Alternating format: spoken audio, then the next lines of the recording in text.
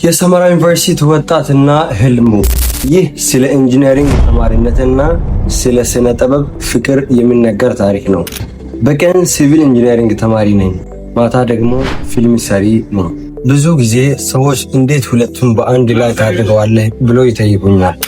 ባለፈው በዩኒቨርሲቲው ግሩፕ ፕሮጀክት ነበረን። ጓደኞቼ ሁሉም ስለ ኮንክሪት እና ስለ ፋውንዴሽን ሲያወሩ፣ እኔ ግን በአይነ ህሊናዬ የህንፃውን አቀማመጥ በካሜራ ሌንስ እንዴት እንደሚቀርጸው ሳስብ ነበር።